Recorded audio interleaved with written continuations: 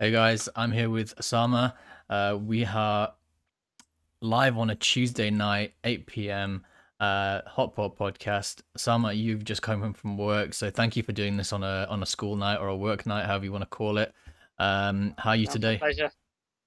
I'm very well, thank you. How are you? Yeah, good. It's obviously a bit cold now, so I'm a bit wrapped up. uh, I've got I'm in a nice warm room, so I've got a t-shirt on, so I'm good. yeah, no, the internet cable runs out of the door here or the window here, so I have to leave it a Oh little bit yes. open. So I'm just a little bit more wrapped up. How's your day been? Been all good? Yeah, been a quite busy day. Okay. Quite a lot of emergencies today, so it's been a full day. Whereabouts are you working at the moment? I'm working in Manchester in Salford. Okay, that's cool. It's not far from my brother's doing what do they call it? Not VT, the other one. Medics. Uh, The second year F1, doctor. Yeah. the F2 found F2, that's it. F2. Complete Yeah. brain going there. Yeah, he's F2 in Salford, so yeah, it's not far away. We know the area. In Salford Royal. Yeah, yeah, he's in GP at the moment, so he's not actually in Salford Royal, but he has been the rest of the year and stuff. So yeah, Uh, um, I've said a few things to Salford Royal, so I don't think he's been in Max Facts or anything that you'd be sending it it's to. back to So back. Yeah. yeah, I think he's safe from any dodgy referrals. Hey, my referrals are top Are notch. they? Well, we'll have to get someone from Salford Royal to find out, eh? Yeah. Um, I mean, yeah. So you're working in Salford Royal, and you're NHS or are you private at the moment? no, I'm working in a surgery which is mixed NHS and private. Cool. Um, yeah, and I think the first question I'd ask you, and this is going to be like trademark question from me, I think from now on, guys, is if you had your own podcast, who are the first three guests or your dream guests that you're going to bring on, and then why? And it doesn't have to be a dental podcast. This could be like it could be just a podcast of you talking about whatever you like, your favorite subjects. Oh, it's quite a difficult question actually. Probably the first one. I mean, if I would have to pick like anyone, I would probably pick because of my love I have for football and United. It would probably be like someone like Sir Alex. Yeah. Okay. Well, that's really obvious because he's the Don, isn't Yeah, it? it's just And he's a don. So you want to just see how like you would love to know like how he just dealt with he had success for what, 26 years, was it 20 odd years? yeah. So you just want to get into the mind, like see how he actually, especially with looking at the current form, you want to see like what he actually thinks. Well, you have to question the what when he left, don't you? Because he probably saw, okay, my guy's chief exec Martin Edwards is leaving, so I'm not sticking around. Oh no, it's David Gill. David Gill's leaving, David Gill, so he yeah, probably he David Gill. probably already knows this other guy Edward Wood, and he goes, okay, this guy's a tool. So he, Yeah, I mean the Glazers came in yeah. 2005.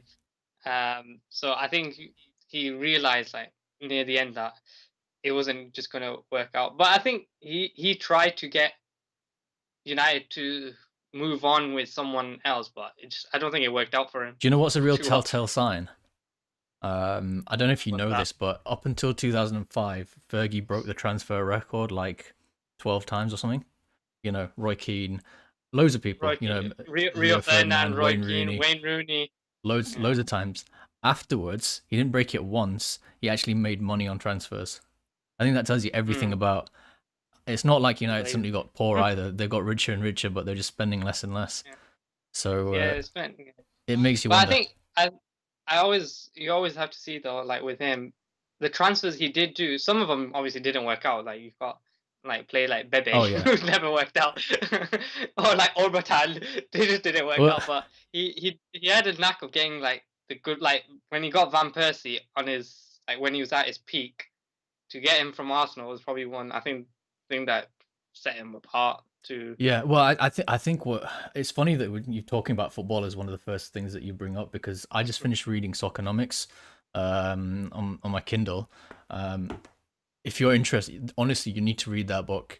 You will understand. Yeah, You'll I'll have a understand look at it. the numbers behind football in a completely different way afterwards, and it's like eye Yeah. opening. Just like it tells you how badly the clubs are on. So Fergie's your number one guess. Who's your second guy? Mhm. Second, oof, my second. Well, it might be, you know, probably someone in dental. I'm not because I've not been in dentistry that long. It's I'm trying to like see obviously different get the mind of like different dentists.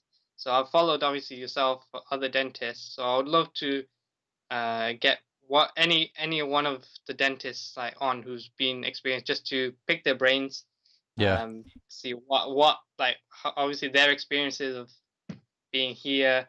They've done it. You've been there, done it through training. So you've seen the struggles of life. Um, so yeah, I couldn't probably pick one guest, but it would be someone influential in dentistry to like pick their brains to find out. I get more experience and advice from them. okay, and then final guess. So you're kind of going, okay, you love football, your career. What's Dentistry your third one to career. top off the top three? Top three. I think it would be probably sport again. It will probably be from cricket because cricket's like my it's. Even before from football, cricket's probably my first love. Oh no. So so for me, like basically for me, it's just basically about like sport. It's a big thing for me. Mm. Uh, so especially like someone probably I'll forgive Nate, like someone like Shane Warne, because that's like I used to bowl like spin ball when I used to play Yeah. cricket. So I used to always like watch him and Do you not like think someone be like the one Imran to be Khan a would leg be more spin. interesting now because he's been a cricketer and then he's And got political, but politics and he's been in all these mm, different circles? I reckon he could tell you some right stories. yeah, see, because I've watched. There's actually on Sky. If you watch it on Sky, there's Imran Khan. The story about Imran Khan with it's an interview with Michael Atherton, where he goes to Pakistan and he interviews him, and that was actually it was quite interesting. I've heard him speak in Bradford because he was vice chancellor of Bradford University. So I was there for graduation and I heard him like speak.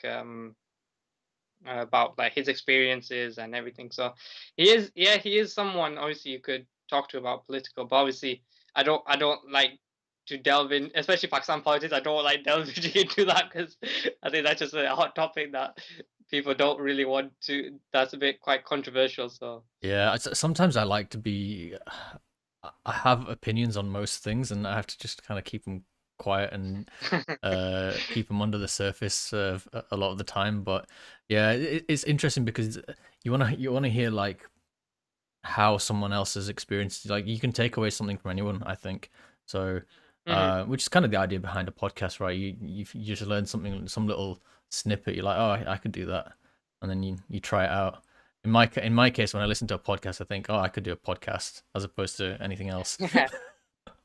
But yeah, let's talk about your uni experience because you went and you did it in Romania, right? Romania, yeah. Yeah. So which city did you go to? Because I mean, it's So, probably warmer than here, right? Is that part of the attraction? Is it not? no, it's not actually. No, this if you think this is cold at 5 degrees, I've been there when it's been around minus 15, minus What 20. we're south, but we're like way south though. No, we're not. But it's also it's inland as well. You have to remember, especially where I Mm. was. It was bordered. There was no sea. The sea is only in Constanza, where the Black Sea is. Right. Oh, it's in my head. Like I'm thinking, well, you're basically in Turkey there, isn't it? So you. No, yeah. So, but I'm like no, I'm like north. But even it's extreme weather there. So winters are around minus 15, minus 20. It got to it, not all the time, but it got there. And then summers you can get up to about 40 degrees. Okay, so it's just big swings. Okay, well, Yeah, I don't know if I prefer that to this kind of just like averageness here. but you don't get as much rain, so it's all good. Yeah. You're right. You don't mind it if it's cold or hot. Just I think the rain is what ruins it for everyone. Yeah, sometimes the rain isn't even that bad. I used to love playing football in the like not heavy rain, just like a medium rain, Light light drizzle, yeah, medium like rain. a light drizzle. Yeah, Yeah. this has got really British. We're just talking about the weather. Tell me about dentistry in Romania then.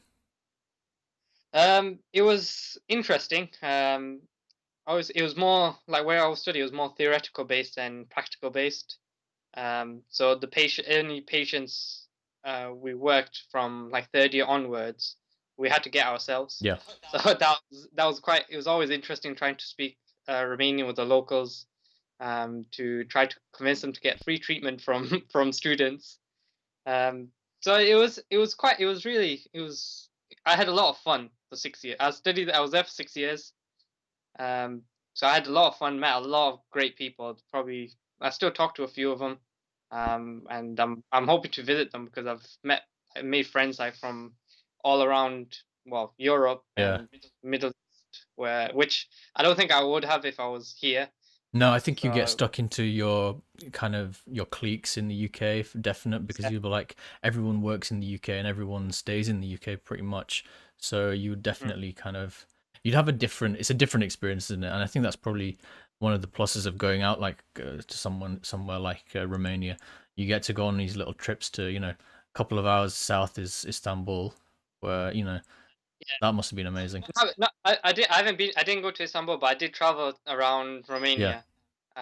And it's I if anyone wants to go, like it's beautiful, because it's all natural. Nothing's like being touched. So I've I've got even like photos and videos of like me and my friends. Like I can one part we went to. There's a town near where I live. It's called Suceava. Yeah. So there's like a salt mine there. So we went and visited the salt mine, and which is was great on itself. But on the right at the bottom of the salt mine, on the lowest level, they actually built a astroturf pitch. So we actually ended up playing like football on like in a salt mine, which is an experience on its own, That's and mad. it's actually so difficult because there's hardly any oxygen there Yeah. because it's a low floor. So it was so difficult, but it was so much fun because especially being with like friends that I've made whilst I was there. Hassan Ali Uh, says Lassie is amazing. Is that somewhere you used to go? yeah, if it's the same Hassan Ali I know, then it's probably the same guy that who studied with me, who's in the year below me. Awesome. Yeah, if you want to check the comments, just get your phone out and mute your phone so you can see the comments on YouTube. So you can see what people are saying as well. But yeah, and then what was the first couple of years in uni like? Was it all? You said it was very, very heavily theory based. Yeah, so the first 2 years were more general medicine based. So we followed similar to what the general medics were doing, like the anatomy, physiology, histology, microbiology. And then from third year to sixth year, we had some medicine, but like light medicine and a few clinical subjects. So we actually had like different subjects so we had for caries, we had a separate subject for perio, for endo, for dent like different types of dentures, bridges, everything. We had different, but even then it was more we got taught it, and then patient wise we did as much as we can, but because it was limited patients and limited like chairs and equipment, we didn't probably get as much clinical experience as we would have wanted or should have got. Like in hindsight, there was also an element that I probably could have been more proactive as Right. I well. think that's the same in all dental schools a little bit, isn't it? Where, the guys who really chase after treatment, you probably get a bit more done than the guys who are a bit more lazy. So that's kind of fair enough. I think that's probably very similar. Obviously, if there's not enough chairs and stuff like that, then that's another thing, which is down to the dental school you're in. I mean, even in the UK, we weren't on clinic every day. Like we had Mhm. maybe we weren't on clinic all day every day. Towards finals we got much more, but before then it was like a lab in the afternoon, a clinic in the morning, or the other way around. Or some days you would have lectures and then off. So I mean it's probably very hard to quantify whether you get more or we get more, because it's probably down to whether your patient turns up as well. Some people can get some really Yeah, terrible luck. I mean, I think it wasn't happened to me, but in one of our, we had an extraction, like a surgery exam, where we had to do an extraction, and I think for one of my friends, like his patient, like came drunk, so he couldn't actually do the anesthesia on him. So you end up having that type of luck sometimes, Yeah.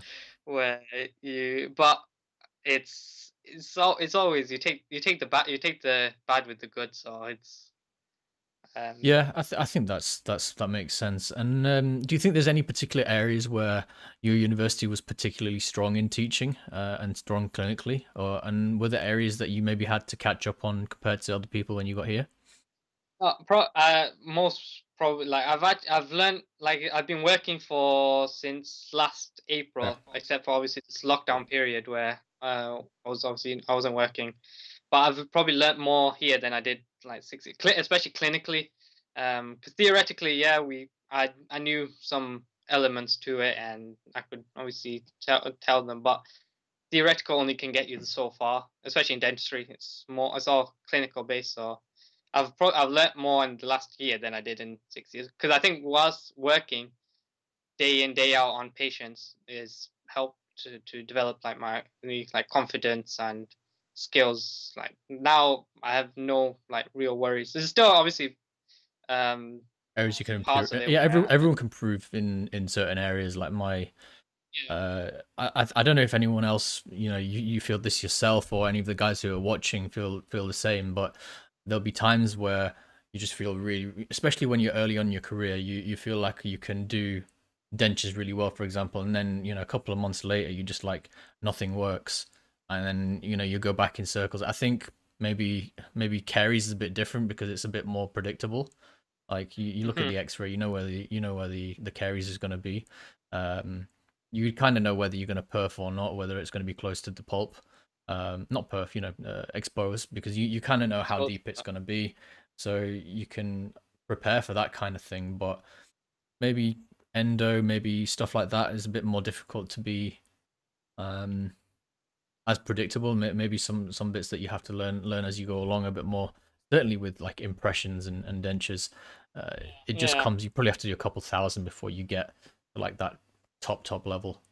Top level. Yeah, actually, denture is quite actually interesting because I had try in today. So it's yeah, every patient's different. Like some patients are the dentures are just flow easily, problem. But then you get the one or two patients where you may need to do retry after retry, try to just get it right, get the bite right, get it like the impression's not setting. Yeah. Yeah, so it's I think it is obviously case by case situation.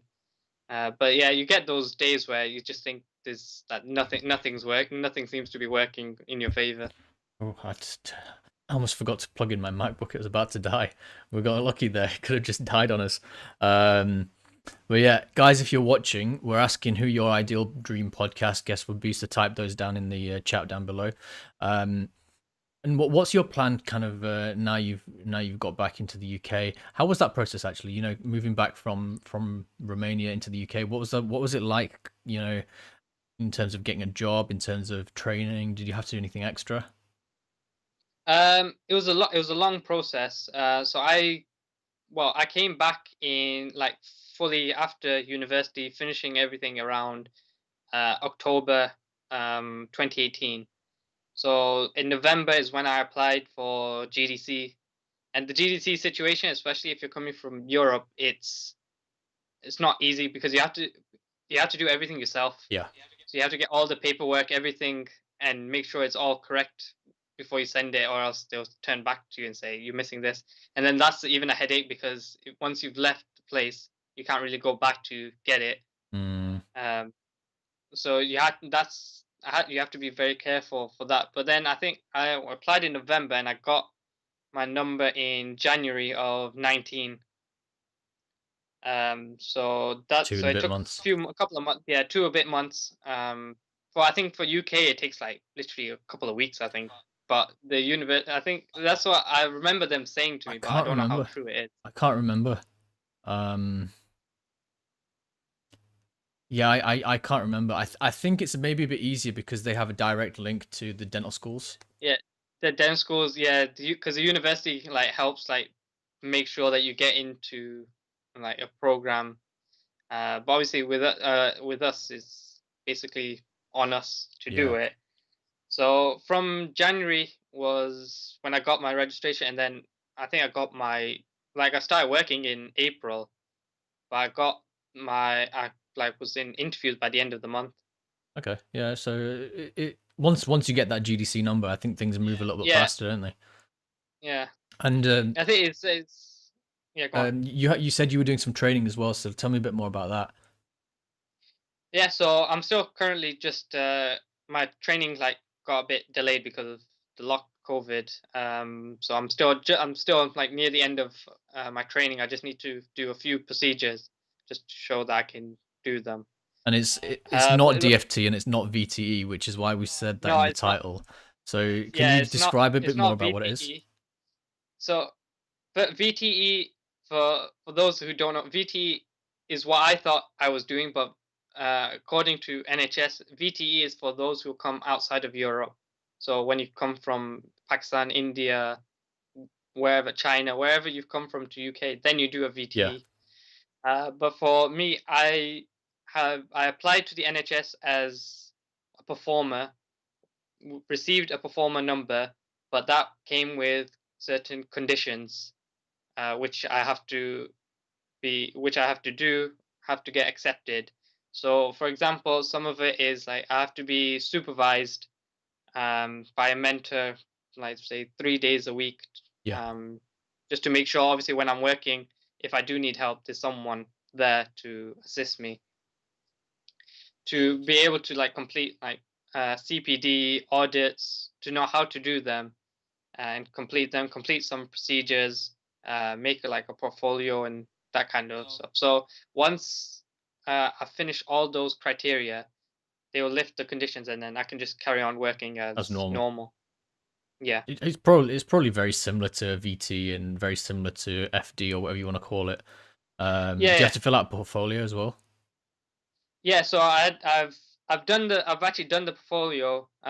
So it was like a I think it was a 500-600 page with like different topics, like my reflections on the topics, like evidence from like the policy, work policies, Yeah.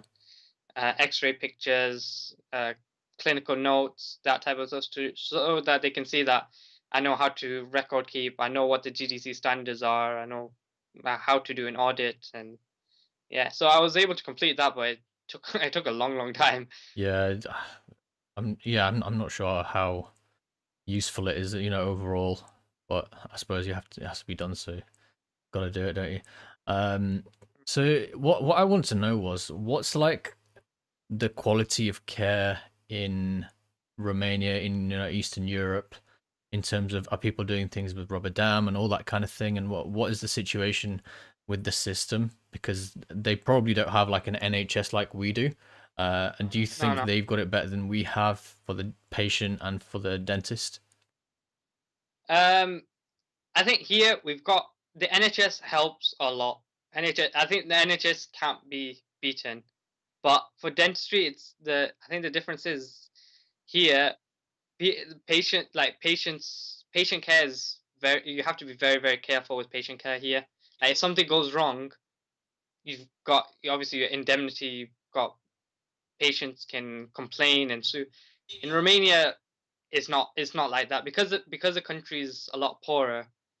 They're just happy to go to a dentist, and if something goes wrong, the dentist can just say, "Look, it just went wrong. It's instead of doing this, we've done this," and then they'll be like, "Okay, that's fine." So it is different. But I think what I've seen is dentists here aren't treated like, obviously patients obviously don't like dentists here at all. Uh, but I think in places like Romania and other places in Eastern Europe, I think they're more respected in their field than they are here. Yeah, I would say that probably dentists over here don't feel respected by the patients at all. Um, No, definitely not. yeah, I definitely think that's why I'll maybe.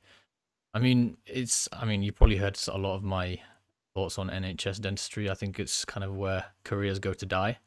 While you are helping people in need and people who haven't got the cash to pony up for private treatment or anything like that.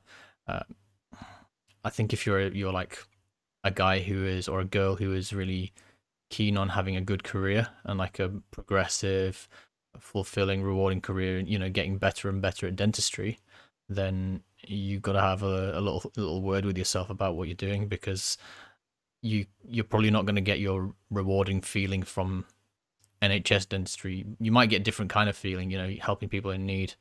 Um, but that's kind of my thoughts, and that's interesting to hear kind of how it is over there.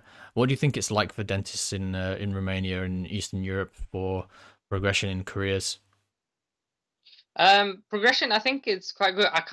Can't say too much, but obviously I've seen like my own Yeah, professors who have their own clinics, and they work. Well, obviously, both they come teach obviously students, and then they just go. They'll be there in the evenings on Saturdays, because I think opening a clinic there is a lot easier than it is here. probably less Um, regulation and stuff. They haven't got a yeah, CQC. less regulation, but there is quite a lot of like bureaucracy there, so it's quite interesting. If you know how the system works, then it's quite easy. But if you don't, then obviously you can get stuck. But here, obviously, you buy practices that are going out of contract, or who people are selling, and you just obviously buy them off them.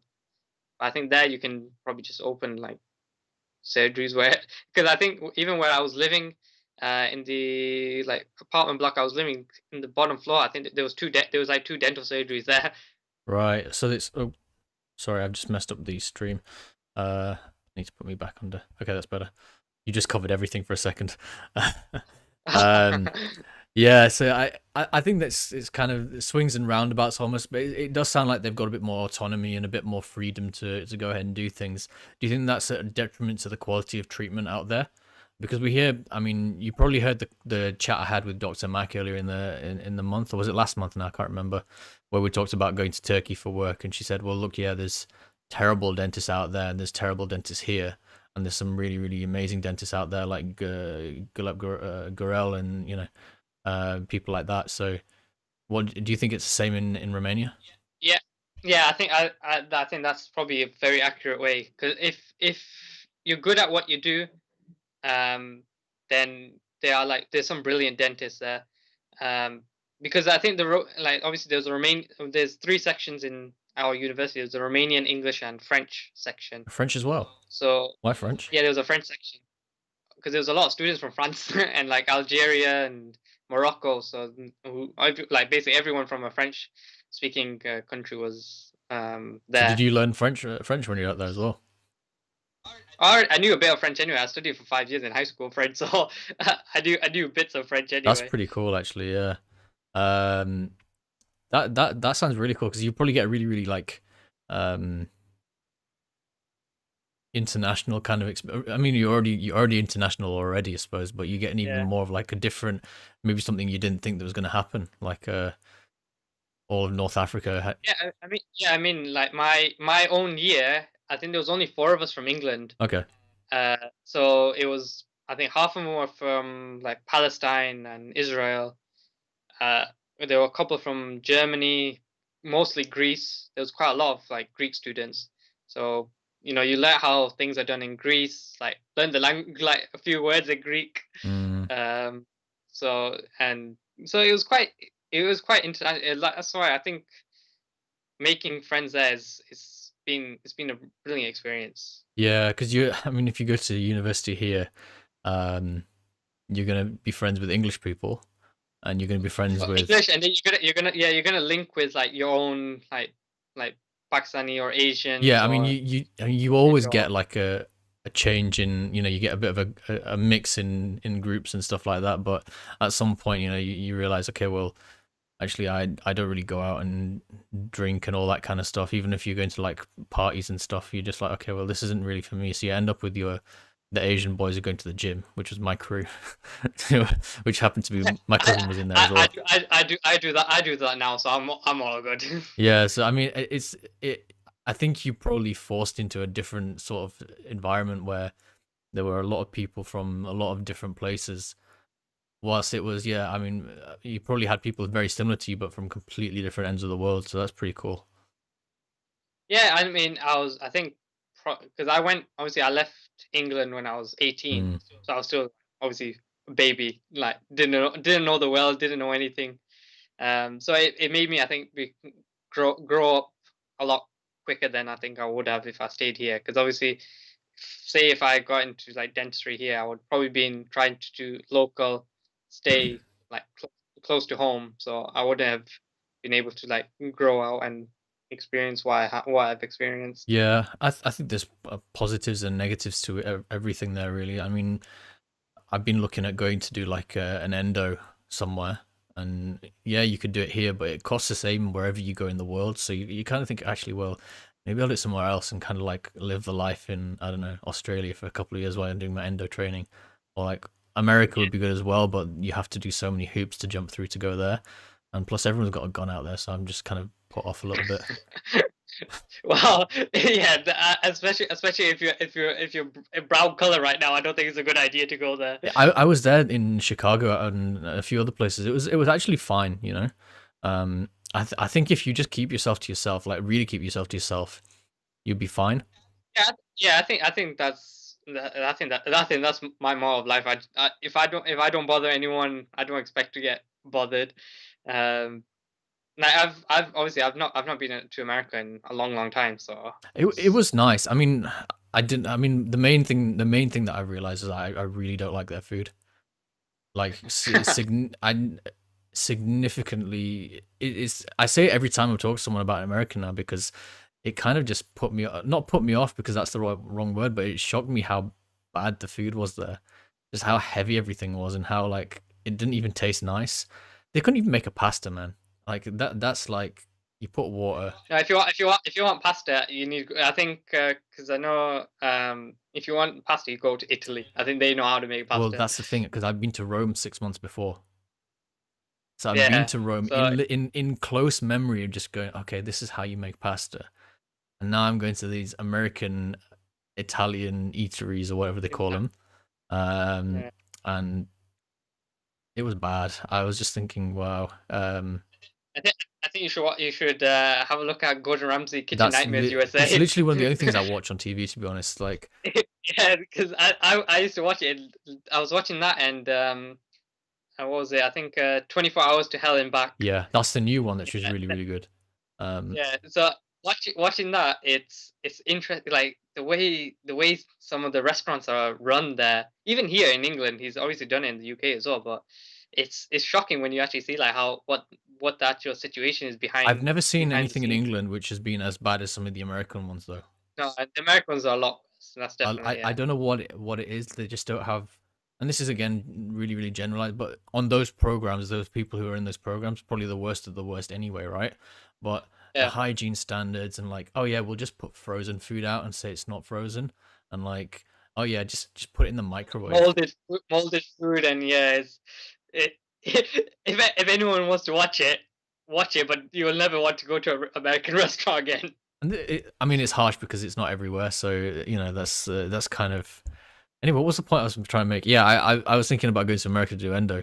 I don't know how we got off onto Gordon Ramsay, but yeah, have you seen his reels? Have you seen his not reels, TikToks? Yeah, the TikToks where he's like judging people's food. Yeah, Yeah, I actually need to go back onto TikTok to check it out now because uh that I mean he's just so funny. Like he's the kind of guy that I feel like I can watch. I wish he had a podcast or something because I'd watch that. But actually no, I don't want to spend time doing a podcast. 'Cause I want to go do more restaurants. yeah. Because I don't think you want him talking about wrestling. You just want him to just there yelling at people and just enjoying it. He's like he's a black belt. Is he? I Yeah, didn't that's know why when that. people square up to him, he's just like not phased. Because he's just like, yeah, I'll Mm. knock you out. No, I've seen like obviously his work. I've seen obviously he posts like videos of his family, like family cooking and like some of his stuff like he's done. But obviously, like I would probably love to go to like one of his restaurants, but I think they're like quite pricey. So Yeah, I wonder if they're actually that pricey because I mean some steakhouses are pretty expensive and it's probably on a par with steakhouses that we go to in the UK and stuff. So I reckon it won't be halal though, so that's the only thing. But yeah, yeah, no, you'll be eating the vegetarian fish. Like you'll be paying about 30 pound for a small piece of like salmon. I mean if it's good then fair enough. We'll have Yeah, to, why not? Yeah. for a one-off we'll try it out. Um, yeah, so I mean it's a really interesting thing having gone abroad. Um, what's your plan now you're back, like career wise? So I think my first priority just to finish my training, get my number, and then look at possibility either doing like the core training, like in hospital, or developing more in like the like say and surgical, like doing restorative courses, endo courses like that. Try to become develop my skills in there in that way, so I can just do better work. Like I've got obviously, uh, there's obviously composite bonding and anterior posterior restorations. That's something quite interesting. Obviously, I've just done. I think we talked about the enlightening advanced whitening Yeah, how course. was that? That is really good, really interesting. It was a webinar. I did couple like just a couple weeks ago, or was it last week? I think. Which was quite interesting. It was quite interesting, and it helped me like develop like into like now when I talk to patients who want whitening, I've got two elements to it, and then because I know how to explain the second one better because obviously it's fresh in my mind, I can um I can push that one on to patients. So I mean, if anyone listening, anyone wants advanced whitening, obviously hit me up, and then if you're around the Manchester area, I can let you know how it gets done. So what's different about is it that you're now doing in surgery whitening as well as trace going home?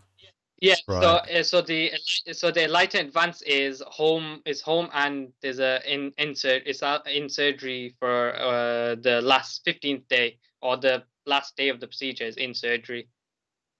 Right. Okay, that makes a bit more sense. Yeah, that's fair enough. And have you done any cases yet? No, I'm still trying to obviously You only because just of finished it, like didn't you, as well? pandemic. I've just finished it, and because of obviously with everything going on, especially in Manchester, Oh, we're you're only seeing pretty like in the thick of it, aren't you? urgent. Yeah, so we're only seeing like a lot of urgent patients and a few like private here and there where we can do it. So because we're not back to normal exams yet. Mm. It's not right now. Obviously, it's just the one-off. Like if I can find someone, then great. But like I said, if anyone wants more information, I'm more than happy to. Shout out to Hassan who's joined us as well, Hassan Akhtar. So yeah, thanks for joining, Hassan. Yeah, so it'll be interesting to see what those cases are like because I've done a few at home whitening, which I've done myself as well, and it worked, really well. Unfortunately, those patients never came back for their review appointment, so I'm assuming it was all fine, but I don't actually have any follow up. I don't think like yeah, I don't think especially the home kit because I've done a few trays. Like I've done trays for like patients. I've done trays for my like most of my staff even here like everywhere like wherever I go. I've done quite a few trays for staff. Yeah, patients don't actually like once they've got it. I think they're just happy that they have it at home, and then they come up whenever they want like top ups Mm, for the gels. Um, but yeah, I've but seeing especially in stuff because obviously with my nurses having done one of my nurses having done enlighten a long time yeah. ago, but even until now, like her teeth are a lot whiter than she said they used to be.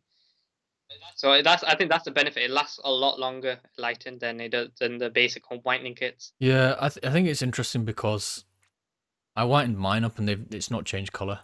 And I know it's not changed color because I had composites put in at the same time Yeah, to close a little gap up between my twos and threes. So they stay. You can kind of see uh, yeah. there's no change in color. So Hmm. they look fine. So it's interesting to find out actually how long it's going to be till I need a refresh on the whitening, and then obviously I'll have to get the composites refreshed as well. But that's been at least uh, must be at least 3 years now. At least 3 years since I did the whitening. I I think mean, even 3.5 years since I did the whitening. the big selling point of a lighten is that, well, according to the company, is it lasts forever. But I'm skeptical on the word forever because obviously forever is quite Yeah, it's a very loose term. So we say it lasts for a very long time. Um, and yeah, I've seen because the cases they've shown themselves that they've obviously had done, and they've seen other dentists have sent them, and there is actually there's a lot of difference. You can see the difference, especially those who have more multicolored like teeth or quite darker shade. yeah, 'Cause obviously a lighten, it guarantees B1. So if anyone looks at a shade guide for B1, it's quite white. Yeah, I mean, it's hard to guarantee anyone anything in dentistry, and I try not to Yeah, ever give a yeah, guarantee on anything. you can't give guarantees for anything because obviously if things don't go your way, then especially things that are private, Yeah, you're spending quite a lot of money on, so you don't want to give any false false information. So you it's always a rather give them strange all the balance, isn't information. it? Yeah, Because because you're trying to be a professional dentist, but you're also trying to be a salesman at the same time. So yeah, and especially when people are paying a lot of money, it's like this idea yeah, of, okay, now I'm buying something from you. I'm not getting treated anymore. I'm buying from you, and it's like, yeah, oh, is it under warranty and guarantee? Like I get it, and it kind of annoys me at the same time as well, because if I've done something properly, which I should have, then it's down to your care at the end of the day. This is not just for whitening, because this could be a composite filling or anything along those lines. There's been cases where I've I've said, look, you probably need an onlay or a crown, and they've gone, oh no, I don't want that.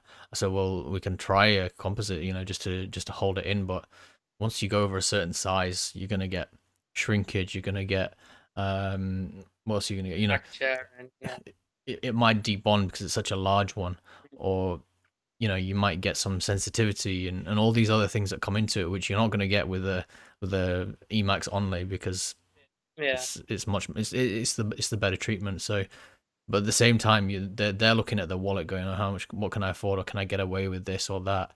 Um, Whereas they wouldn't do that with a doctor. If you go to the yeah. GP.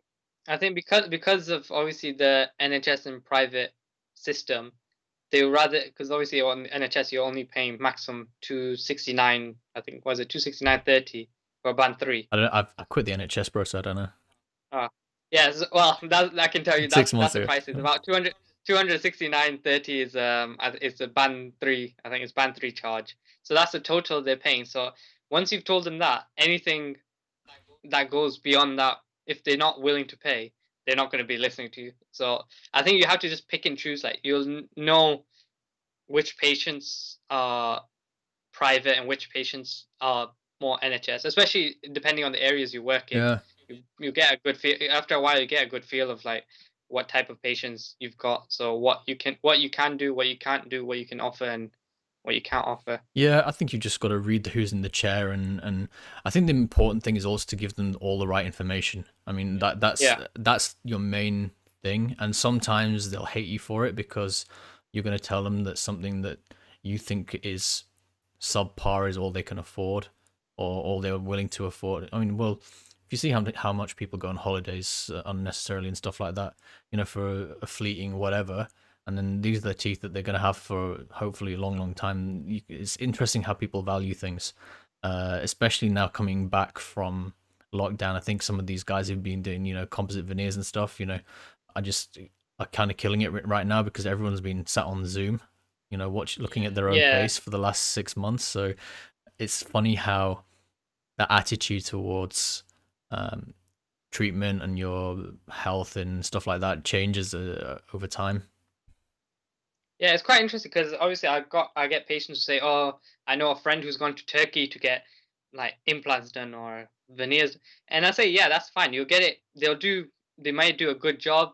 It'll be cheaper, but if something goes wrong, they don't care. Yeah. They know that you're going to go back to the country, and then the dentist is going to basically look at you and say, "Look, we're going to take out all your veneers," and basically you're out like 3 grand then. Yeah, well, And this thing they could be brilliant. I mean, there are brilliant dentists out there, and the same in Romania, yeah, right? You can get some really top level treatment. Um, hmm but the thing is, okay, if you go out there once, it's cheaper. No one over here is going to touch it unless they're doing a yeah, full redo. So, hmm okay, so now you've either tripled your cost, or you're going to have to fly back out to Turkey. So what's the cost of a plane to Istanbul or something? It might be 300 quid return. So now you're up another 300 quid, and are they going to cover it under guarantee? Is there such a thing as a guarantee or anything out there? Like, what was the consent process over there? Like, do they care? Or is that, okay, you're coming in again, you're going to pay full again? Like, is that how it's going to go no, I down? think it. Yeah, I think in Romania, there's no such thing as guarantee. That if if once you're out of the chair, basically You're on your own. you're done. But you're on your own. If you come back, then you start just pay. You can obviously there's obviously going to be Good people dentists and bad people, there. isn't it? Yeah, good people who like, oh, you know what, I did the work. Um, Even in England, it's the same. Like once you've done the private, you're gonna be if they come back to you and say, look, this is a bit wrong, you feel like, you know what, you've given me quite a lot of your money, right? Let's try to just sort it out. But obviously, there are going to be dentists where it's like, sorry, we've done the best we can. If you want, you have to pay like an emergency charge or this charge or that It's charge. yeah. Well, I mean, I can see both sides. I mean, it'd be nice if you Yeah. can always just go and redo. And maybe the second time around, if like a veneer snaps or something, or debonds or shatters, then maybe they just pay for the lab charge and surgery time or Mhm. something like that. Or it's a difficult one because good veneers cost a lot. Like Yeah. and I'm not talking composite. I'm talking porcelain now because that's generally what Hmm. people go out there for. And good porcelain veneers cost a lot of money, like more than you would think, because you can get a crap one, and that could be really pretty cheap to make from a lab. But if you want something that's going to be okay, that's really really nice and white, but also kind of looks like it might not be fake. That's kind of the sweet spot, right? They're not Yeah. cheap. You've got a master ceramist working on that kind of level treatment, so um, it's swings and roundabouts, isn't it? But it's best to go somewhere where you can come back for recall easily. Yeah. Um, I think that's pretty sensible, right?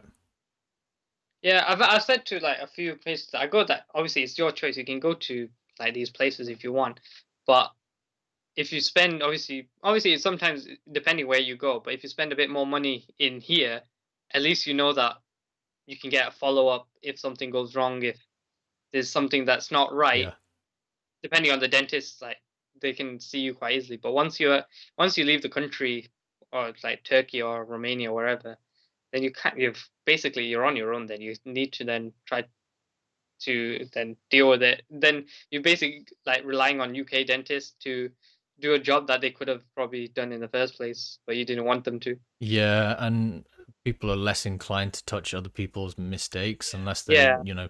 there's probably guys out here who are really really talented who are like um what's the equivalent of like tattoo fixers but for dentists like that. Dental Yeah. fixes. That's a good. That's a There's probably good. like That's a a good roaring new TV trade. show. Um, That'd be good new TV show on E4. Maybe they should. You look right. I'm gonna claim that if anyone decides that they're gonna do a dental treatment fixed up TV series, I want 10%. So, I think we both want it. I think we both came up with the idea. but yeah, no, I mean that could do really well. But yeah, it makes sense. But I think we've kind of done this topic to death because every time we talk with someone who's in that part of the world or been to that part of the world, we end up talking about dental Yeah. tourism. I think we always say the same stuff. There's good people out there and bad people. But yeah. Hmm. Why did you choose dentistry in the first place? I don't think I've asked you about that before. Um, Basically, what happened was I think during A levels, I went to work in the A&E for a week. So I was able to do a shadow there, and I actually met one of. This is probably one of the only reasons. Like I met a doctor there, and he basically said to me, he goes, "Look, he goes, do you prefer to do like a 9 to 5 job, and then come home, have weekends off, family time, or do you prefer to like hustle bustle of like wake up in middle of the night and that type of?" I was like, I'm just lazy. I'll do the 9 to 5 and I'm good. Hmm. Go then do dentistry. Dentistry is the life for you, not medicine, which is fact because if you can handle the like, especially when you're a junior, like a 2 a.m. A&E, like working 24 hours, 12-hour shift, and you know what? I put my hands up like you're the real champions. But for us, we're just nine to go. Like I worked 9 to 5, came home. I finished like all my notes and everything. Came home by 6, and that's it. Now I'm not relaxed. Can have some dinner and just spend time with family and go I to don't think sleep. you can do more than I think maybe 9 till 5 is a bit long. I don't like. I think once you've been doing it full tilt for a while, I think you'll probably. I think a lot of people find 4 days is the absolute Yeah, max you can do because it's physical work sometimes, and mental concentration and maybe sometimes over physical like wear and tear. And you sat down a lot, so you can start getting back and neck issues and stuff like that. So it's it's a different there's different challenges to working in medicine because I mean night shifts are pretty pretty awful sounding, but someone's got Yeah, to do them, I suppose. Just glad it's not me. yeah. Um, Same here. but then I suppose in dentistry you've got a different kind of set of circumstances to think about. You know, your physical health, so you got to be active, and you got to make sure you're not getting a bit sedentary and getting a bit fat and lazy, that kind of thing, Yeah, because your yeah, back will go. obviously, yeah, because obviously with dentistry compared dentistry is like, especially if you're just a regular NHS dentist, it's very repetitive. You'll see a patient, you'll do the exam, you do a filling, you do extraction, and you're basically that's basically looking into people's mouths. That's basically your life. Mm, But it is obviously in the beginning, whilst like myself, whilst you're doing training, I think you just have to get on with it. Do as much as you can. But then once you're settled down, then especially like once you go to that side of like having like family and that stage of life, then you can start like making your own um, days whatever you want. I think that's probably the benefit of dentists of being self-employed. That you can make up your own hours, your own days, as long as you agree with the like practice you're working out, or if you have your own yeah, practice. and if you're a bit more experienced, maybe you start doing a course, and you'd one day a week you run a course. Yeah. Maybe you do some teaching in uni. That can be really rewarding. Or you do like, I don't know, maybe you can get a one day a week in hospital doing something. There's so I don't know if that's actually possible anymore. But there's different things you can do. You could work in a different practice. If you've gone fully private, but you want to keep, I don't know, that happy feeling of helping people who can't afford super expensive private work, then maybe you can do like a day in NHS on a day rate where you got no target and you just got to see whatever comes in. Like there's different ways you can do it. It can be really, really flexible.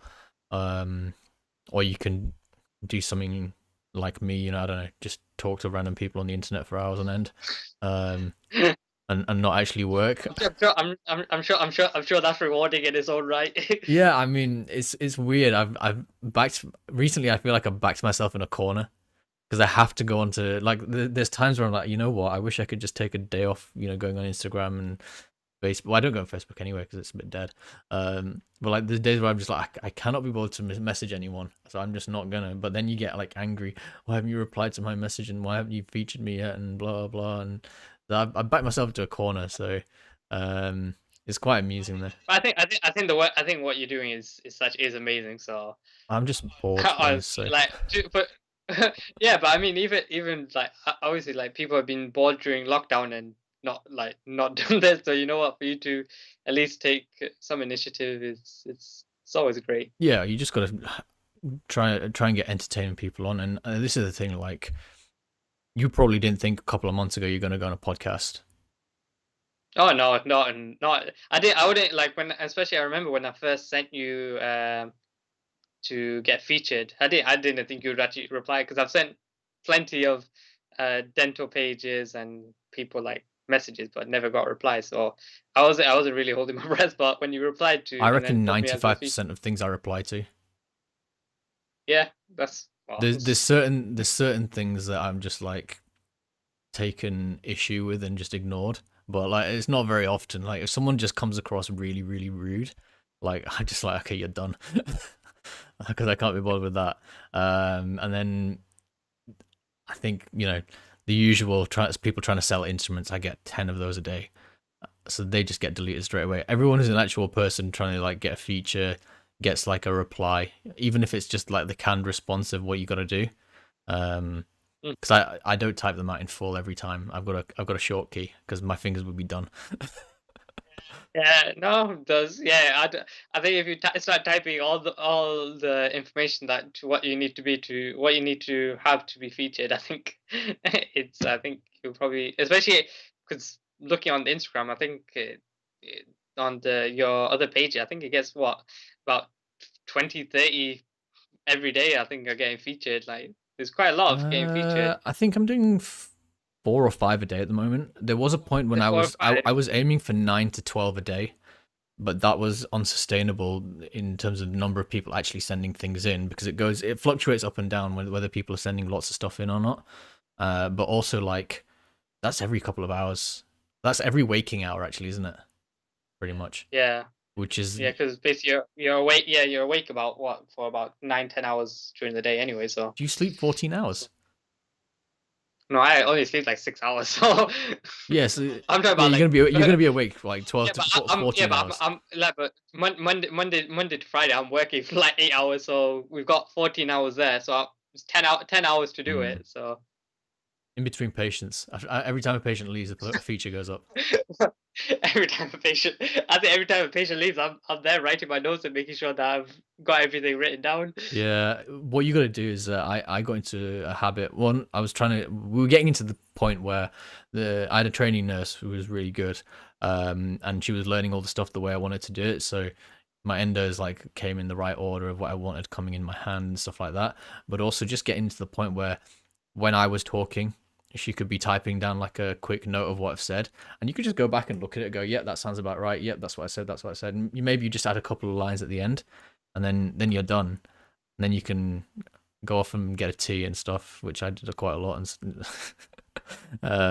Yeah, I think I get offered.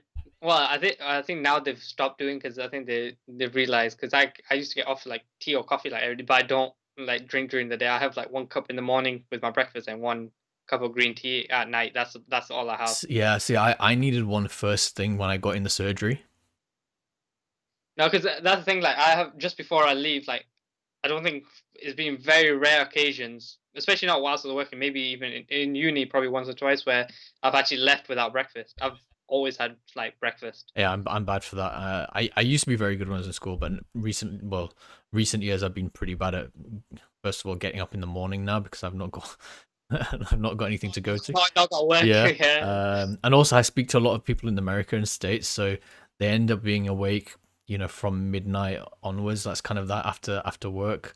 So if you're having a conversation with someone, you got to kind of tail it off pretty quick after like 10, 11, 12 p.m. Otherwise, you'll be up till 3, 4. So I'm trying to pull it back, but yeah, I think it's interesting. What was the point we were making now? I don't even remember anymore. I think we've tailed off like two To different avenues. So notes. Um, I can't remember, but yeah. So you've also been on the Enlightened course, which was the last thing we were talking about that I remember of. I've completely lost the thread. Um, actually, just a quick sign on the note thing. That was actually quite interesting. I don't know how other Eastern European countries do it, but in Romania, especially where I was studying, there was no such thing as note taking. So when I actually first came, note taking was actually it was quite mind blowing, especially like computer like because we didn't do any like our charting was like on a piece of paper. Like we just wrote like one what the tooth was like if there's anything wrong. That's about it. We didn't have there was no such thing as like writing notes like what the patient said, what the treatment will be. You tell the patient, all right, we'll see you next week, bye. And then that's it. The patient will leave and you just start tidying up yourself. that's crazy So it was because quite most of interesting. what we do The is note the notes right note here. note taking, yeah, note taking, it became like something like I like tried to learn like very very quickly in the beginning to make sure that I get my notes up to scratch. Yeah, I would say most of NHS dentistry's notes, like most of what you're doing is like just justifying whatever amount of Yeah, treatment you've actually done. You're probably spending about an hour a day doing notes, you reckon? Something like that? probably, yeah. Which is pretty mad, I mean, yeah, that's pretty. I mean, it has to be done, but it does. It definitely has to be done because you need a record of what you're doing, because then you can go back. Okay, yeah, that was like a difficult this or that for whatever reason, because the patient doesn't understand a word of what you're saying most of the time anyway. So you need some way of going. Okay, well, last time you came in, we did this, and that's what happened, and then whatever, because people will try and sue you just randomly for potluck because they, I don't know, a bit short that month.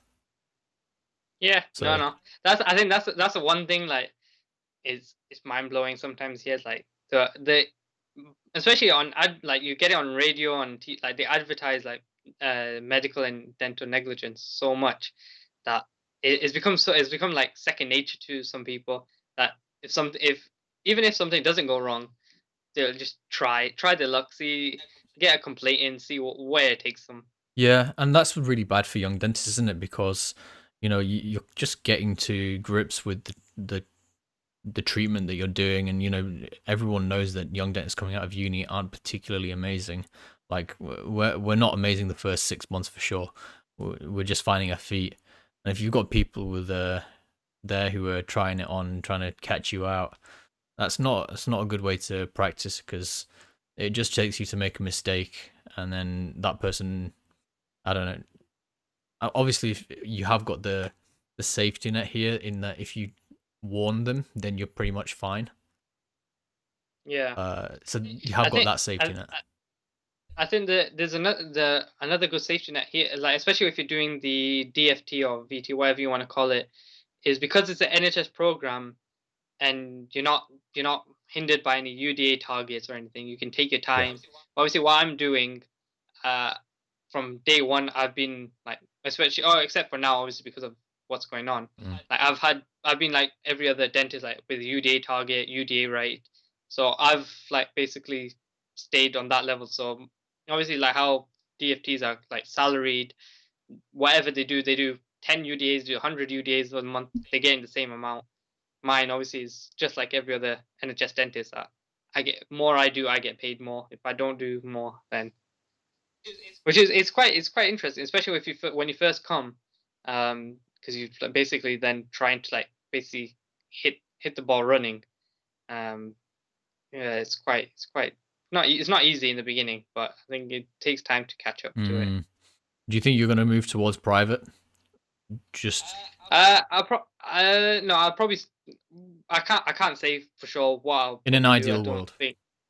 And I do no, I'll probably stick to mixed. I think mixed is probably where I think I would probably be better because I don't. Oh well, like I said, right now I'm only in my first Yeah. year, so it's not really I can't really say. But NHS, like I don't mind doing NHS work here and there, but mix in with like some private treatments, especially like the ones doing whitening or restorative or crowns, possibly even like Invisalign, something like that, where you get obviously some patients that want it and you can make good money through it. But doing a little bit of NHS as well, I don't think there's anything bad about that as well. Yeah, it's just interesting. I think everyone's got a different idea of what they want from their degree, not degree, their work life. Um, Mm. I want the least stress possible, and for me, that probably means no NHS, because it's stressful having to see lots and lots of patients, and that's probably why I've kind of made the decisions I've made. But it's nice to hear that, well, interesting to hear that people would, happy to stick in mixed. Um, I would probably want to ask you in a couple of, maybe a year's time or something, whether you can pick off enough private to do enough to feel, um, fulfilled in getting enough private work in from an NHS list, or whether by doing that you find that you haven't got enough time to fulfill the NHS contract. I felt like it was a bit catch-22. I suppose it depends on how much of a contract you've got and how much private you feel Hmm. like you want to do. I think it's probably that balance. Yeah. No, no, I probably definitely agree. Yeah, like I said, obviously, like I said, my priority right now is just to finish off what I'm Yeah, doing, yeah. get my former number, and then after that, I can start to make more like serious decisions of where I want to take my career, what I want to do. I've got like I said, obviously I've mentioned I've got some ideas where of some courses and some things I'll probably looking to To do. try out, yeah. That's fair enough. Um, so moving away from dentistry a little bit, what are the things that you do to kind of keep everything balanced? Um, I think mostly because it's been difficult during lockdown and COVID because not met any of my mates since I think like February. I think Yeah, it's even crazy. before that, I've not actually met. I've said like they've asked me like to come out sometimes, and I've said like, look, the situation as it is, especially where I'm working now as a dentist, like it's not ideal. But I think just number one for me is going to the gym. Like that's all I do is like 4 times a week is I go to a gym because I think especially during after work, probably been my best thing to just like switch off and like just like relax, let all the stress of the day go. What are you doing in the gym these days? Are you following a program, or you just kind of doing a bit of randomness? I've actually got no, I've got a bit of a program because I've actually got a friend from Romania, um, who's actually like he's became like a very good friend of mine. Like he actually like through Facebook and through Messenger, um, he sends me like training and dieting Yeah. program like that he does himself, and he's been very successful on it. So he sends it to me, go try it out, and then like I send him like progress reports like every month or so, like which I need to probably do now, like of how it's going, and he'll probably say, look, adjust this, adjust that, for training, increase your weight, or do like something like different. But I've actually like since I've started doing his, I've seen results, so I How long has can't that really been going? complain. I've been like I've been on and off quite a bit, because obviously when lockdown happened, obviously I stopped Yeah. gym, but I realized that I can't stop. So what I was doing is I was doing like some light weights at home, and I was started going like especially after Ramadan in June, I started to do jogging outside, Yeah. like good 20-25 minutes of jogging, and just so that I can get fitter and keep up with like keep my stamina going. Um, so it's been a lot. It's been a slow progress, but honestly, like compared to a lot of people, I'm not in any rush. Like I don't need to be big. I don't need. That's not like my aim is just to be slightly toned and have a little bit of muscle. You're That's talking to the all that different because kind I of guy right now. yeah. No, because honestly, like I can't, I don't think being big for me is what I need because I'm not got the height to be big. Like I don't think being because I'm quite small. I'm I what, don't think five being eight, small five and big nine, is what something like that. I'm about 5'5", so You just got to get your proportions right, otherwise it'll look a bit blocky. But yeah, I yeah, think I was just getting back into the gym, and then lockdown hit. So I've been going with my friend for 2-3 weeks properly, and then lockdown hit, and it was just like, are you kidding? Like it'd taken me ages to get into like a position where I was happy at work, where I was like, okay, now I can come home and not be so knackered that I can not go to the gym. Like I was yeah. getting in every day. Lockdown hits, and you're just like, oh, flip sake. So I lost a lot of weight, but I'm up. I've been watching like your videos of like you're doing. Have you got that at home? Like you Yeah, bench because me and my pressing brother and stuff at home, we're just like, look, we're not going on holidays for another year at least. So buy the equipment. instead of the holidays, yeah. So it's we're just like, you know what? It'll get used, and I've used it literally every day since we bought it, and I think he's used it every day as well. So cancel my gym memberships, he saved there, and it's worth it in the long term. I wish we'd done it as soon as we kind of moved back home. Yeah, because I think if you're dedicated at There's it, three of us, so there's three um, boys, so we're definitely gonna use it. yeah, yeah, Plus three dad if boys, you so yeah, can you be bothered. get him onto it as well. Yeah, Yeah, but it's that consistency. Like I'm up 10 pounds now since where's that? What's 6 month? June. June. Yeah, 10 since June. So like I think where say I think I start beginning of September in about a month. I think I lost about because I'm trying to Yeah. lose instead of gaining. So I lost I think about 1.5 kg Not bad. in about a month. Which probably could be better, but like I said, I'm not in any rush. Like I don't need to be like summer ready or anything. I'm doing what I need to do. But I've seen though because even though I've got like stronger, like I can lift more weights on my own, but obviously working on your own, you're a bit well maybe it's just me. You're a bit more hesitant to lift heavy because you don't have anyone behind you if something goes wrong. Um, Um, I used to feel like that, but I think if you pick the right program, like I'm doing push pull legs right now. I don't yeah, know what program he's got you doing, but you shouldn't be going anywhere near your max on a push pull legs because well, PPL 6, you're going to be in twice a week doing the same Yeah, workout or the same body parts twice a week. So you're never going to go that heavy because you need to recover in 3 days time. So yeah, I reckon, like I mean, you might have seen on the reels that I've done, writing down the actual, like literally writing down how many reps, the weight, and then I actually write afterwards good reps or bad reps, or whether it was good form or bad form. And I video every set, which is why I've got the reels as well, because you want to see whether you're tilting one way or something, or it's something a bit funny going on with your form, especially if you're on your own, yeah, because it's extra dangerous to get stuff wrong when you're on your own. So yeah. but the thing is, you shouldn't be going I that mean, heavy.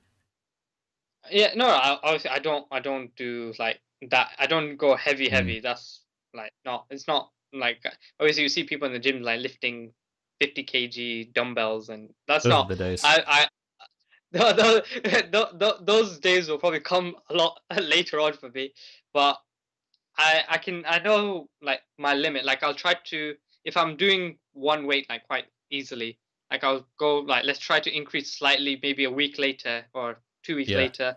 Let's see how many if I can do that easy. And I've actually found that especially in some exercise more than others, like I've been able to increase quite easily. But there's a few where I've still stayed or just increased slightly instead of a lot more.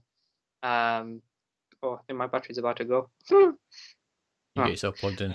Uh, Yeah, probably need to get my plug from downstairs. My charger's down. The charger's downstairs. Right. Yeah. Uh, If you want to go run and get that, I'll just chat to the guys while we're waiting.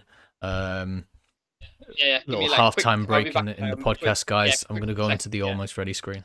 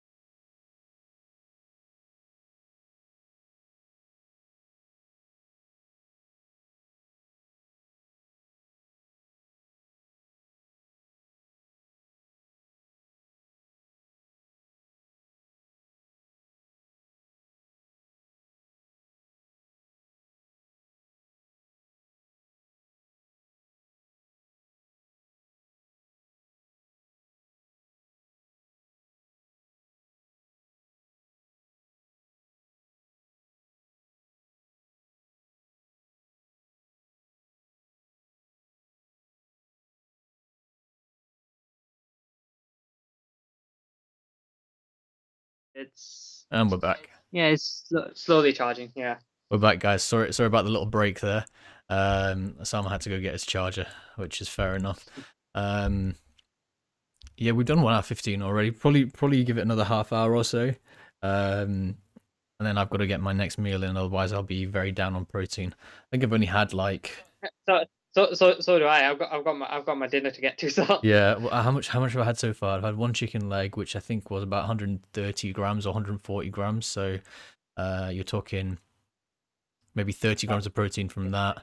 30, yeah, it's about 30 What grams. else have I Yeah. had? And then I've had some soup and bread, so not much from there. That was broccoli soup. Um, so yeah, I'm probably in about 60 grams so far. So I've got another 140, 150 to get. Otherwise, I'll be struggling. Got you're not taking any protein powders? No, I don't believe in protein No, powders. I don't believe in protein powders. So well, that's the difference. I usually I don't have like shakes anymore.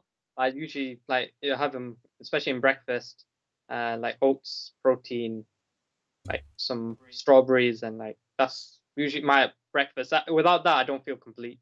Um, I used to use protein powder a lot in uni, but I think if you're just clever, I mean, I've been pretty bad today because I don't know why I've been bad today. I've just not been on it with the food today, but so I'm gonna have to fuel up afterwards, and mainly on protein left. I've had veg. I've had some carbs and stuff, so I'm probably okay on that side. So I just need some extra protein to top me up, and then I have a smoothie with more or less 750 mils of milk, two bananas, Mhm. oats, and then chia seeds, and all of those are actually decent source of protein apart from the banana. So um, that'll probably help me out for to get there.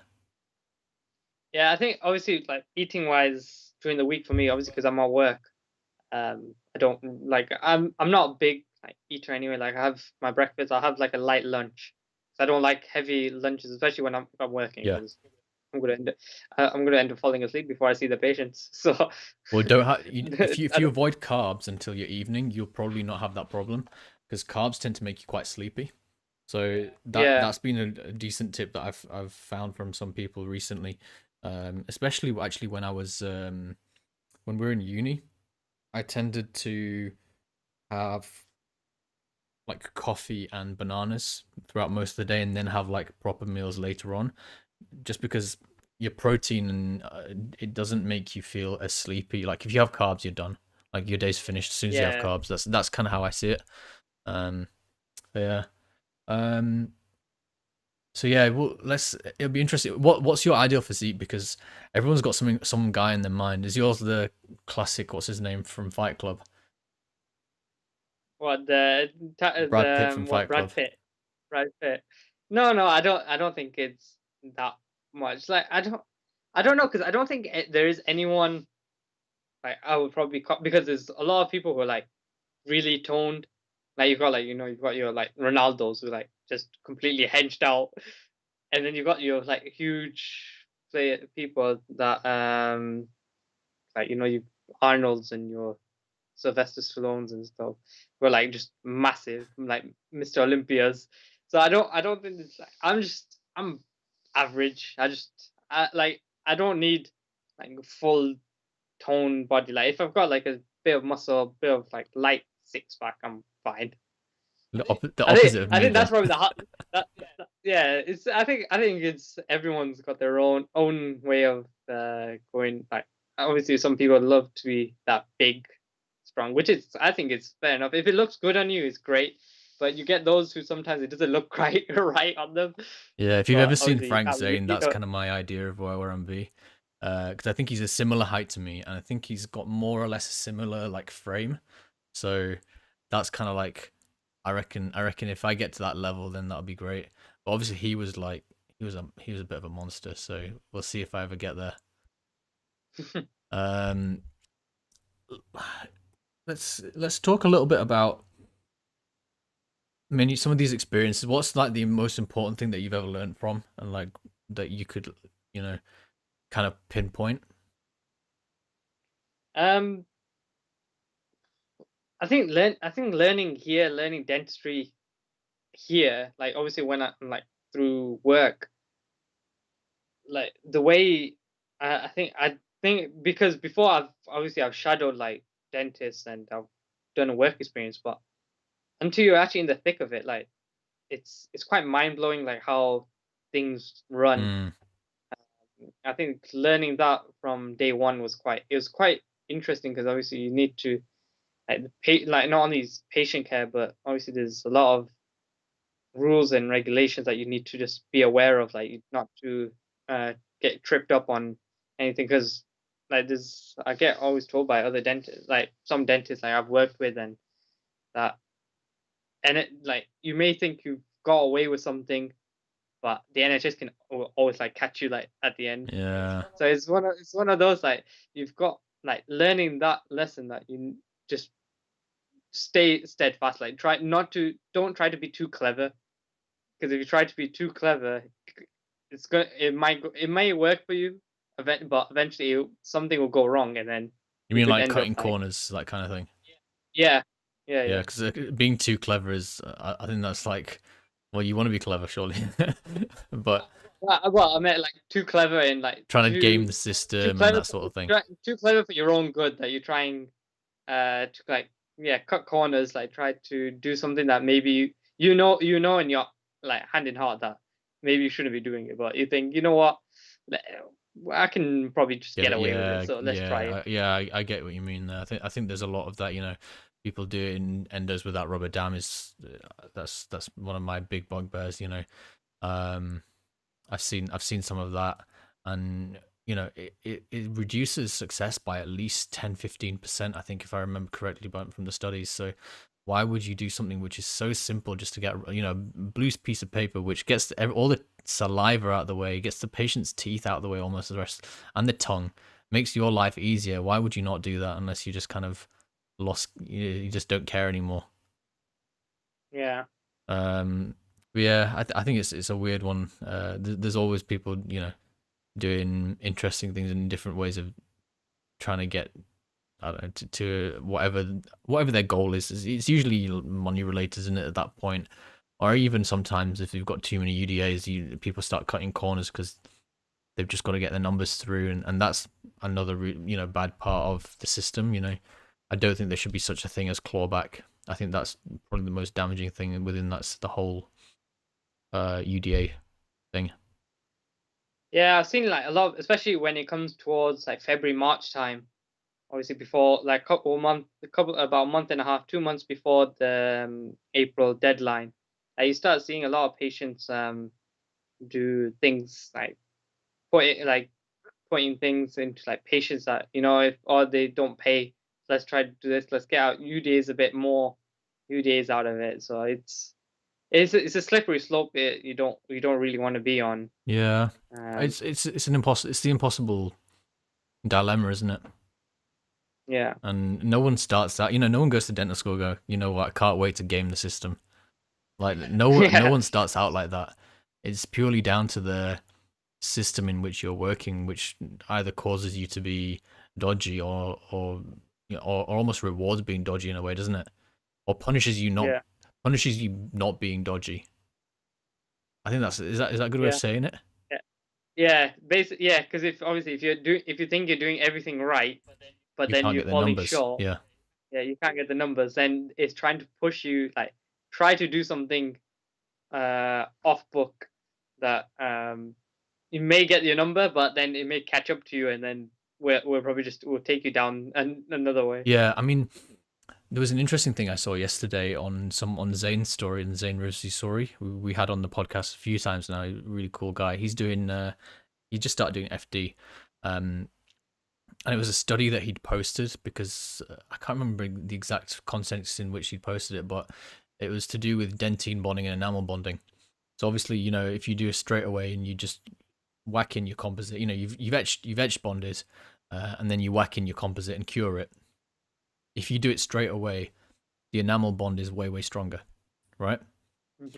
If you put in your composite and wait 5 minutes, the difference between the enamel bond and the dentine bond becomes equalized. So you don't have that pulling away from the dentine, which obviously, you're going to get contraction over time, which is why you get voids Mhm. underneath things and why you get sensitivity and all that kind of thing. So Yeah, you can't do that if you're doing a composite on the NHS, because every time you put some composite in, you're going to wait 5 minutes. That could be, yeah. You want to you want to put the composite, you want to cure it before like it's in there. yeah, you just yeah, you just want to finish it off and get the patient out of the door, like But it's that kind of thing. the evidence base is there to say actually you need to wait 5 minutes, and then you're gonna increase the bond strength of the dentine to composite bond by 90%. I think it was. I think that's just 5 minutes, and that's huge. You know, if you do it before that, you're down at 40% or 30%. I need to find the study again Yeah. actually to I'll have a look afterwards, but yeah, I think it was around that sort of level. So that's pretty crazy, right? And also the way in which you layer things up. You know, if you're doing obliquely or stepwise up, makes a difference as That's, well. that's So it's crazy how little things that you do are going to make a bigger difference further on. mm-hmm. Um, yeah, I don't know what it's not really a question. It's just something that I saw. No, um, no, it's, yeah. Anything you want to ask me before we start wrapping things up? um, no. So obviously you start. Where did you start your? Where did you graduate from? I'm Here. a yeah Newcastle grad. I was born in Is it? Newcastle. I'm a Newcastle boy. Yeah. I'm what I say. I'm a Geordie without the accent. Yeah, because I wouldn't have clocked that. I would have said something if I'd heard the accent Uh, earlier. yeah. No, no. Like because I was only there. I was there for only like a couple of months, and then I moved away. Yeah, Um, it's a nice place actually. Like really good city to be a student actually. Really good city because you don't need a yeah. car. Yeah. One of my friends, he was just like recently just graduated from medicine in Newcastle. So because I was before working in Salford, I was working in the northeast, like near Durham. So I was like living near Durham. All right. So I used to go to Newcastle quite a bit, like just to see him because obviously we're good friends from like high school. And he was the only person I knew like in the northeast, so it was a good way of like both of us like just meeting up and having a good chill together. Yeah, But yeah, Newcastle is an amazing place. it's very much a student city or like a young person's city, like city center, especially Yeah. during term time because I remember those times when I would be there over summer, and you know most of the students had gone because you know they're on their 4 month holidays that you get in all the other courses, and the place was empty. Like it felt empty. It felt like it went from like a really bustling places and just turned into Hull overnight because everyone was gone, Mm. and that's kind of Yeah, it deep was on quite Hull, but similar to similar to Romania where I studied in Iași, because Iași was like basically a student yeah, city because like there was so many different universities there. There was obviously the dentistry and medicine, pharmacy. There was engineering and economics and languages. So like the whole most of the city was like full of like different students from different places. But obviously, like during, I think I've been there like during obviously the holidays, just there for a bit longer, and the whole city used to just like almost be empty. mm. Do you think? It would just be the locals there that Yeah, were. that'd be pretty weird. I think if you went back now, wouldn't it? Oh yeah, I don't think like I went back last year for a week for like graduation, but I don't think I would be going back to Romania unless I had a good reason to. I'll probably go, like I said, like obviously to the countries where I've like made friends, like Yeah. Germany, Greece, but probably not Romania. Not anytime soon. Yeah, I always how intense was your course? Because sometimes I think back and just like, you know what, other courses got to chill way more than we did. Oh, our course. Honestly, like our course, no, it was quite chilled. Honestly, it wasn't like because I probably got the feeling, I don't know about anyone else, but the like we said, the Romanian section, they had it really tough because I think they knew that they're going to be staying in the Mm, country, but with the English section and the French section, because they knew that once we finish, we're leaving. They were a bit more like, oh, you're not doing this, all right, it doesn't matter, it's fine, because I think they knew that once you're graduated, you're not their problem anymore. But with the Romanian students, because they're going to be in working Romania, in the city or in the country, that they a bit more harsh towards them. that's kind of good for them though, right? Do you think? Probably, but I don't think any of a couple of my Romanian friends would agree. They were like, "You got like we've got it way too tough." Yeah, I kind of rate that in a way because if they're just like, you know what, you're not going to screw up our teeth. Yeah, no, it's just thought because like every now and then when I think back to like, you know what, I spent a lot of time like in the library when other people were not, but like not very efficiently in the library because I was wishing I wasn't in the library. So it's one of I them. think I think that I think we've all been that one moment where even not in the library, just sat there studying, thinking, "Why am I doing this?" Not studying, but like I'd feel bad if I wasn't sat here.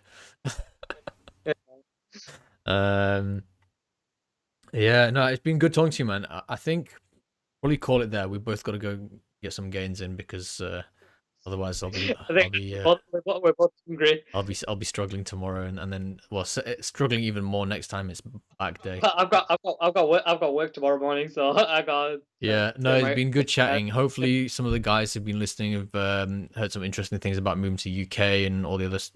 Well, we talked a lot of rubbish as well, didn't we? We were just talking random stuff. But hopefully, you've been enjoying. hopefully when they watch it back, they can nitpick some of the good elements from the chat we've had. Yeah, no, but Um, it's been a good chat. Really enjoyed it. Um, thank you to the guys who've dropped comments in Hassan. Oh, two Hassans, one with a single S, one with a double S. Cool. So yeah, thank you to guys who've joined in, and send me some more pictures in, man. We'll get you featured again. yeah. Like obviously, like where obviously after you did my profile review, like I commented, like I'm just once I've finished what I'm doing, I'm gonna then start like maybe like building my case, like case a patient build, and start like focusing towards like social media aspect of like getting patient. It's like one of the dentists I work with, she's now starting to, because she's doing composite bonding a lot more cases. She's now starting to like take pictures and post it onto All Instagram right, who's and that? Let's have a look uh I need to just get. I don't know her name on. Let me just get her name on the. on Instagram. Yeah,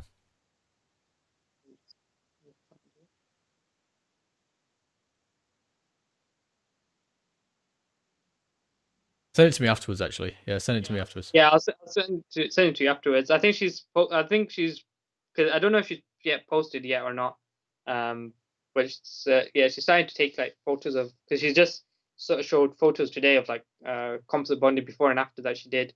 With I think with Invisalign on that patient as well. So All right, decent. Um, yeah, so I think it's quite interesting. Yeah, if there's anyone who's listening, if they are studying abroad and they need any like help, like getting back into the country and like what steps are, obviously they can get in touch with me through Instagram, and I'll be happy to help. Yeah, And yeah. like, I'll drop your link to your page on in yeah, the. or even those who are like thinking of studying in Europe. I know I've had one or two people like send me a message about Romania and like the way it's done there, the cost of living. Yeah, So yeah, so I was there 6 years. I know quite a lot of the ins and outs, like, especially my city, if not the other cities. yeah.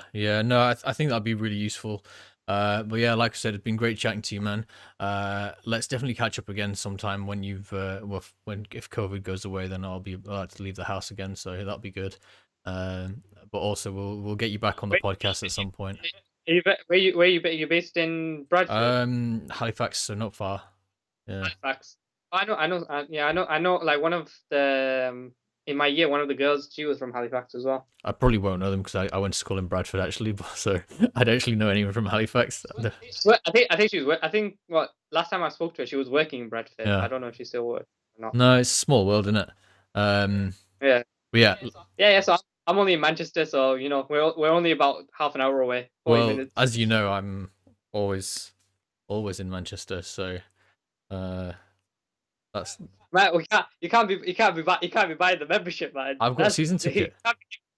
You can't be getting season tickets, man. That's the point now. I think we have to stop giving money to the Glazers. Thing is, this is kind of going off the point, and I think it's easy, and I'm not knocking anyone who does it. But it's easy for people who never go to the game to say, "Oh yeah, just stop going to the game." Yeah, obviously, if you go Because to if you know, you're like you've got your mates that you go with, and you've got like a whole social life around it. Like I'm not even well, I'm fussed when we lose, but I'm also not as fussed as anyone online. Like, yeah, no, I think I've like, especially after the last defeat, I got a bit. more emotional. I think what calmed me down was Liverpool's defeat. I think that calmed me down a lot more. Here's the thing, like, That was I know we're just dragging this out a little bit longer, but I wasn't surprised. And in fact, like, do you watch Full Time Devils or it's called Paddock now, Stretford yeah, Paddock? yeah, Yeah, yeah. so Sometimes, yeah, I chat with Howson pretty much every week after the games and on those guys. And some will give me some help with the YouTube stuff and stuff like that. Really good guys, but he's spoken to loads of coaches and stuff like that on his podcast. And back when we finished third, he goes, I hope we just send out the youth team in the Europa League. He goes, if you don't, you're going to get no preseason and we're going to see some wacky results. yeah. That's what's happening. Like you could see, Exactly. it was coming from the day one, like when they lost to Mm. Palace, and then against Brighton, they were like literally they made history to actually win the game after full time. I mean, it was definitely a penalty and that kind of thing, but you could see that the other teams are just able to run a little bit harder Yeah, and a little bit longer. And at that level, you only need 1% and you'll batter people. yeah. I think if obviously it's just I think now obviously the games are coming thick and fast because of obviously the Mm. situation they're in. That is basically I think what they've got after the international break after Newcastle they've got what PSG, Chelsea, like Leipzig, Arsenal. So they've got four Big games that are games. just big games are gonna. But I think they just need to. I think United like famously start seasons quite slow Yeah, anyway. but it makes And it so much different when yeah, now it's become a lot more different because obviously the smaller team, like well, not smaller, can't say smaller teams, but the teams that didn't used to do as well are now a lot stronger. I wouldn't even say it's that this year because I think the majority of the Premier League is much weaker than the top six, which is why you can get someone winning with 100 points. If someone's winning with 100 points, the league's crap. Like that's what I would say. You know, if you're winning with 70 and 80 points, that means you've got a really difficult league, um, because you're getting more points taken off you by more people. Does that make sense?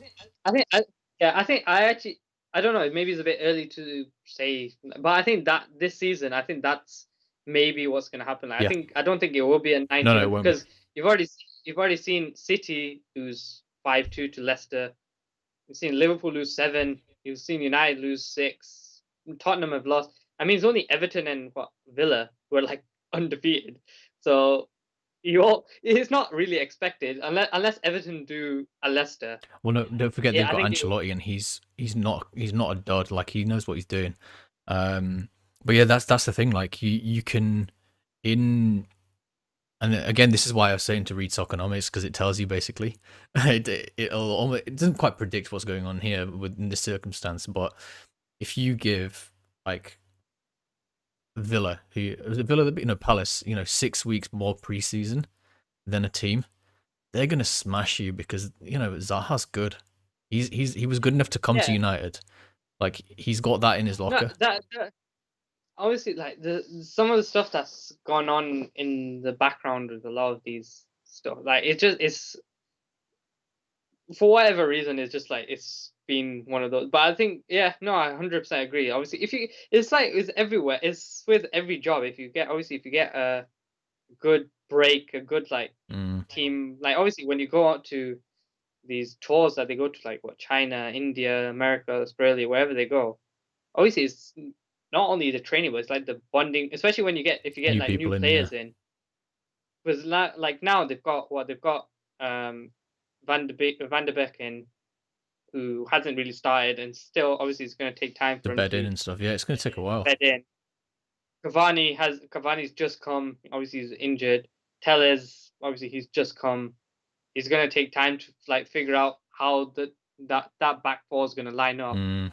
Uh, I think off football things have like affected them as well. Oh Obviously yeah, a like lot. There's been a Maguire lot going on. Maguire Maguire getting arrested in Greece probably didn't help them I at mean, he all. got beat up by the Especially, beat Greek police. It was what it sounds yeah, like. Like that yeah, that it's can like stick with you. I mean, thankfully I've never been beaten up like that or anything, but I can imagine if you've got a court case where you've been beaten up and they're blaming you. That's pretty hefty, right? especially yeah, because especially if you because I mean he was found guilty of what I think bribery and so obviously that sticks in your mind even playing or not playing no matter how professional you are like it just sticks in the back of your mind like thinking that you know what, you've got something else going Do you on know in what? this. I reckon 'Cause if he it's, was guilty, he would be less bothered. yeah, Because you know, most if you know, probably. if you've done something, you're just like, oh crap, yeah, I did it. Yeah, and yeah, you'll be like defensive, but in being more defensive, you'll be like, yeah, well, a bit more, like you're a bit more confident because you're being deceitful in a way, if that makes sense. You know, in that kind of way where you get someone who's always blagging, like it doesn't bother them that they're Yeah. blagging. Whereas if you're like, I didn't do anything, like that, the injustice of it, and then you know, looking like they're gonna get you. Have you seen the quotes that they said that they said he said? Yeah, like I'm a professional footballer, like I can pay you, and No, yeah, I've it was seen like it. F Greek civilization. What person says that? No, I think no, see, I think that's probably the downside of social media nowadays, like the memes No, and no, like that's what the the actual defense, like you know, the not the defense, the prosecutors. is that what Yeah, they said? yeah. Oh, I haven't Their actually argument no, was I've like, not oh seen yeah, that. he was shouting F Greek police, F the Greek civilization, this and that. Is like, okay, this is clearly a weird translation because no one's going to say that in English. Like that, Yeah. there's no chance anyone who's been out and about or anything, unless it's like some mad Tory guy, is going to be saying F Greek civilization and stuff like that because it's just not in the normal vocabulary for anyone. No, yeah, I think they just yeah. So hopefully, well, you know, he's still no matter what, win, lose, whatever, is still they're gonna always be with like I'm gonna still support them. So Yeah. I'll still be watching. I'll still be watching on Saturday when they play against Newcastle. Yeah, it's going to be. I think hopefully you'll just rotate the team a bit because the guys who didn't play as much in Europa League in the end of last season, I reckon they're going to be better fitness than the normal 11 that's probably better than them, but is a bit knackered. Yeah, but I think because he's obviously he's now forced into a change because he has no obviously no like striker. Mm. He hasn't got Martial or Cavani for so I mean he'll be forced into change. But I think he's against Crystal Palace. I think he tried to change it up a little bit, but then he realized like that strong 11 that he had like through lockdown, he keeps playing them, and I think they just, especially like Fernandez, I think they're just Yeah, exhausted you can tell. You from can tell. I think there's something to be said for playing with McTominay and Fred as a just to like block out, just to not concede, and then just try and beat everyone 1-0 for a couple of weeks. yeah. I mean the 1-0 like 1-0s are, you know what? No one in history will look back at what result you Yeah, got. no one They'll cares, just feel like but they will remember at a the end. 7-2. Yeah, I mean, have you seen that? Apparently, like, obviously, we'll try to finish off on this because I think we'll be if we start talking about this, Oh we're yeah, going we'll to be be here there for like forever. another I three have my hours. own football channel as well, Uh, so yeah, don't get me started. yeah. I think they said that like the last time Liverpool conceded 7 and United conceded 6 was I think in like the 1960s. I think it was 1962, and the winner of the first division that year was Everton. Well, I mean, as long as it's not So Liverpool, I don't care. like I don't. I mean, I don't. I can't see. I don't know. Maybe Liverpool haven't. I think Liverpool have been found out a little bit this year. The people have realized like what they're trying, and they know now. Like they've been Well, able yeah, I can to tell you right just now, they sit back and hit the ball diagonally over the top. yeah. So if you just sit back against them, they can't hit it over the top. Then they've got to start working, which is where Thiago comes into it. But um, I reckon if you, I think what was it? Was it Thiago? No, was it Thiago? Was it Thiago who's off like 2 weeks, isn't oh, he's he? got COVID, Because yeah, he had COVID. Mane's got COVID. Henderson's injured. Allison's injured. I mean, that they were very fortunate last season no that injuries. none of the big players had Mm. injuries, which like saved them. Like if Van Dijk and Allison and say Salah were gone, or even If they Mane, lose Mane, I they think would they have. they start losing games left, right, and center.